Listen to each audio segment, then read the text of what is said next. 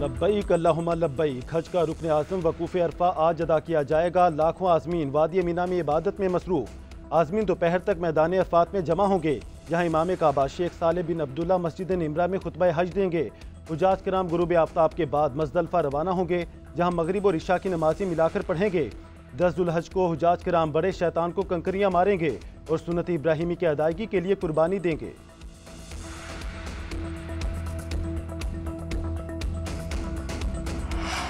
America ने सलामती council में गजा में मुस्तकिल जंगबंदी की करारदाद वीटो कर दी। सलामती कौंसिल के 15 अरकान में से 14 ने करारदाद के हक में वोट दिया।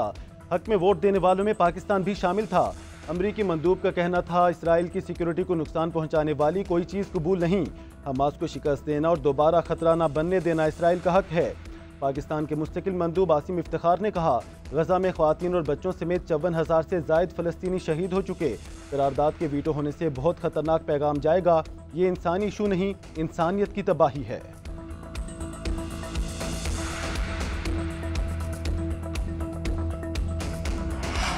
गजा में इसराइली फौज की दरिंदगी जारी। खान यूनिस, गजा सिटी और जबालिया पर बमों की बरसात।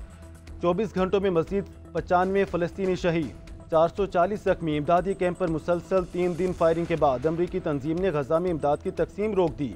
लंदन में बरतानवी पार्लियामेंट के बाहर फ़लस्तीन के हक में एहतजाज। मुजाहरीन का गजा में फौरी जंगबंदी और इसराइल को हथियारों की फरोख्त रोकने का मुतालबा।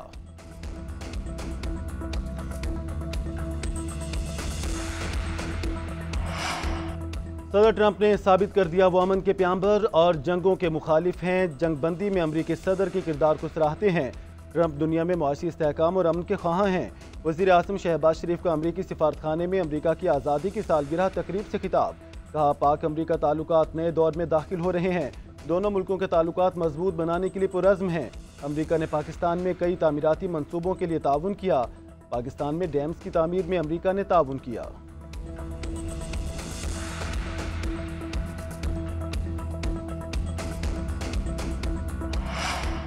आइंदा माली साल मुआशी तरक्की का हदफ 4.2% और महंगाई का 7.5% मुकर्रर।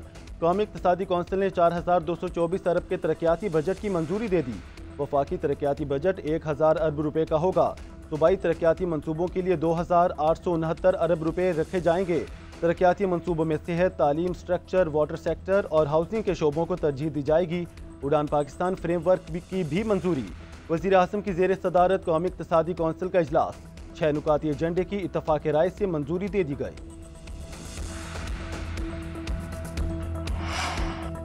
वज़ीर आज़म शहबाज शरीफ और फील्ड मार्शल आसिम मुनीर आज सऊदी अरब के दौरे पर रवाना होंगे।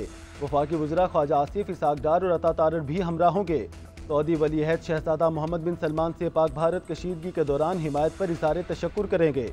वज़ीर आज़म शहबाज शरीफ ईद उल अज़हा सऊदी अरब में करेंगे। उधर वज़ीर आज़म शहबाज शरीफ से बेलारूस के वज़ीर दिफा की मुलाकात।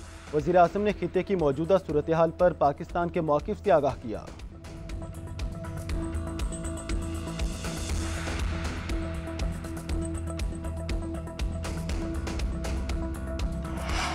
भारतीय इक़दामात के बाद दुनिया ज़्यादा गैर महफूज हो गई। क्या पाकिस्तान को भी भारत की तरह बगैर सबूत हमला कर देना चाहिए? Chairman People's Party Bilawal Bhutto की वाशिंगटन में पाकिस्तानी कम्युनिटी से गुफ्तगू। कहा, अमरीका अमन का पैगाम लेकर आया। भारत को दहशतगर्दी के खिलाफ पाकिस्तान के साथ मिलकर काम करने का मशवरा। बिलावल भुट्टो ने नरेंद्र मोदी को इसराइली वज़ीर आज़म नेतन्याहू की टीमों कॉपी करार दे दिया। पाकिस्तानी वफ़द अमरीकी कांग्रेस अरकान और सेनेटर से भी मिला। वफ़द ने अमरीकी थिंक टैंक CSIS में भी पाकिस्तान का नुक्ता नज़र पेश किया।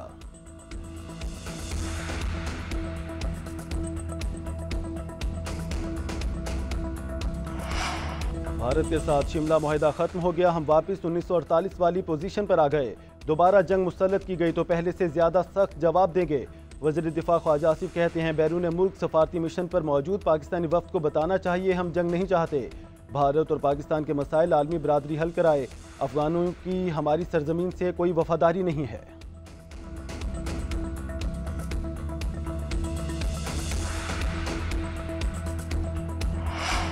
नाम नरेंद्र, काम सरेंडर। राहुल गांधी के बयान के बाद नरेंद्र मोदी का लक़ब टॉप ट्रेंड बन गया। कांग्रेस रहनुमा पवन खेरा की नरेंद्र मोदी पर तनकीद। कहा, मोदी सरकार 11 साल से मुकद्दर का सिकंदर फिल्म बना रही थी, लेकिन नरेंद्र का सरेंडर बन गई। भारत के सोशल मीडिया सार्फिन भी मोदी सरकार पर बरस पड़े।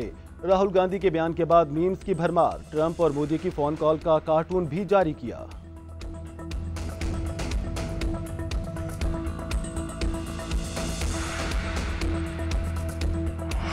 अमेरिकी सदर डोनाल्ड ट्रंप का रूसी हम मनसब पुतिन से राब्ता, यूक्रेन जंग और ईरान से मुतालिक तबादले ख्याल।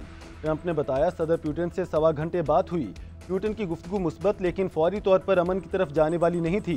पुतिन ने कहा है उन्हें यूक्रेन के हालिया हमले का जवाब देना पड़ेगा। वो ईरान से मुतालिक बातचीत में हिस्सा लेंगे। ईरान जौहरी मुआहदे पर फैसले के लिए आहिस्ता चल रहा है।